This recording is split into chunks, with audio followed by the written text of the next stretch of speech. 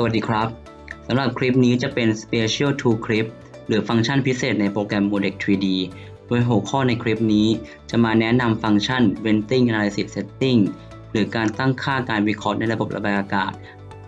โดยสำหรับฟังก์ชันนี้ถือว่าเป็น Pre-processing Tool ในโปรแกรม Modex 3D ที่ช่วยให้ผู้ใช้สามารถตั้งค่าระบบระบายอากาศได้ครับซึ่งวัตถุประสงค์หลักคือช่วยในการกำจัดการสะสมของฟองอากาศในระหว่างกระบวนการขีดขึ้นรูปเพื่อป้องกันความบกพร่องต่อพื้นผิวชิ้นงานไม่ว่าจะเป็นรอยไหม้ครีบการไหลไม่เต็มหรืออากาศที่สะสมตกค้างภายในชิ้นงานครับต่อไปเราจะมาเริ่มขั้นตอนการตั้งค่าการทำงานโดยเปิดชิ้นงานที่เราต้องการจะทำการตั้งค่าใน Modex 3D Project หลังจากเปิดขึ้นมาไปที่ Modify Run Data กด Double Click จะแสดงหน้าต่างของการ Modify ขึ้นมากดไปที่ Computation จากนั้นกดที่ View Edit ก็จะแสดงหน้าต่าง Computation Parameter ขึ้นมาให้ไปที่แถบของ Flow Path และกดที่ Advanced จะปรากฏหน้าต่าง Advanced Option for Filling Packing Solver ขึ้นมาให้เลือกที่ Venting และติ๊กที่ Venting Analysis โดยเราสามารถตั้งค่าแรงดันเริ่มต้นและอุณหภูมิอากาศเริ่มต้นใน Cavity ได้จากนั้นให้ติ๊กที่ Setting เพื่อทำการตั้งค่าระบบ Venting ครับโดยระหว่างนี้ทางโปรแกรมจะทำการนำชิ้นงานเข้าสู่โปรแกรม Modex 3D Designer เพื่อทำการตั้งค่าและกำหนดจุดของ Venting ต่อไปหลังจากที่โปรแกรมนำชิ้นงานเข้าสู่การตั้งค่า Venting ในโปรแกรม Modex 3D Designer แล้วเราสามารถทำการตั้งค่าได้ที่หน้าต่าง Edit Venting Boundary Condition โดยสามารถตั้งค่าได้ 2 กรณี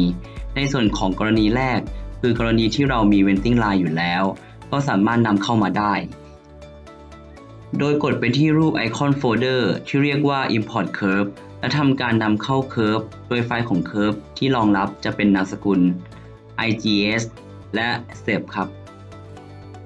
ในกรณีที่ 2 คือกรณีที่เราไม่มี Venting Line มาก่อนเราจะสามารถกำหนดเส้นขึ้นมาเองได้โดยคลิกที่ไอคอนแรกที่เรียกว่า Add Venting BC หลังจากคลิกแล้วจะแสดงหน้าต่าง Edit Venting Location ซึ่งเราจะสามารถกำหนดบริเวณที่เราอยากสร้าง Venting Line ได้โดยคลิกที่พื้นผิวของชิ้นงานที่ต้องการจะสร้าง Venting Line ก็จะขึ้นเส้นสีเหลืองๆมาในจุดบริเวณนั้นเมื่อสร้างเสร็จแล้วก็สามารถกดติ๊กถูกได้เลยจะสังเกตเห็น Venting 1 แสดงในหน้าต่าง Boundary Condition และจะมีหน้าต่างของ Property ครับซึ่งเราสามารถกำหนดคุณสมบัติที่เราต้องการได้หากเรามี Venting มากกว่า1 ลายก็สามารถกด Add Venting BC อีกครั้งและเลือกจุดที่เราต้องการสร้างได้เมื่อทำการสร้าง Venting Line เรียบร้อยแล้วกดติ๊กถูกได้เลยจะมีหน้าต่างขึ้นมาถามว่าแน่ใจที่จะสร้างและบันทึก Venting Line ใช่ไหม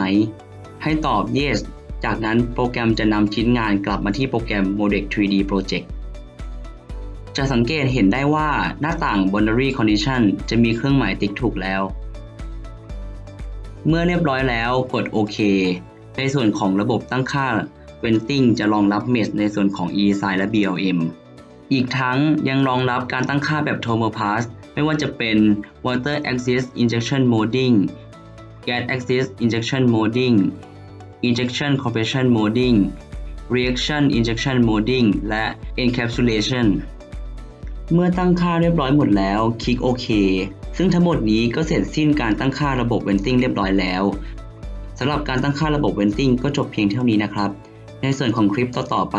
ก็จะให้ความรู้และสอนวิธีการทำงานเกี่ยวกับฟังก์ชันต่างๆในโปรแกรม Modex 3D ครับขอบคุณครับ We are Modex 3D 2020 Beyond Simulation